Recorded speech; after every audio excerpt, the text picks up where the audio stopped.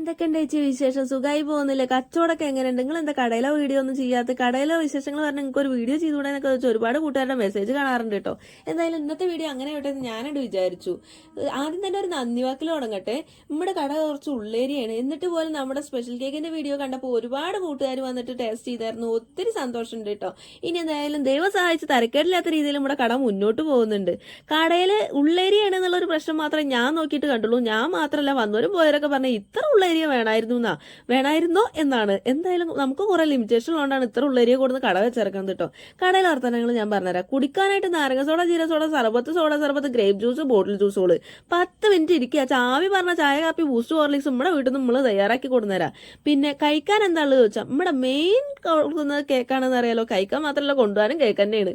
പിന്നെ അതുകൂടാതെ കഴിക്കാനായിട്ട് പേസ്ട്രി പീസോളം സെറ്റാക്കി തരുന്നത് നമ്മളെ സ്പെഷ്യൽ കേക്ക് ഉണ്ട്. അതുകൂടാതെ എണ്ണക്കടി ഉണ്ട്. പിന്നെ കുട്ടിപ്പട്ടാളങ്ങളെ കണ്ണുപൊടി ഇടാൻ വേണ്ടി കുറച്ച് മിഠായും ബേക്കറി ഐറ്റംസും വെച്ചിട്ടുണ്ട്.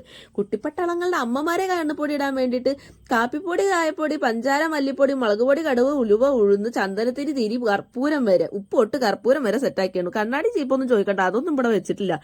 പിന്നെ അതുകൂടാതെ നമ്മൾ കുറച്ച് ബുക്ക്, ചാർട്ട്, അങ്ങനെയുള്ള കുറച്ച് ഐറ്റംസ് തയ്യാറാക്കി വെച്ചിട്ടുണ്ട് കേട്ടോ.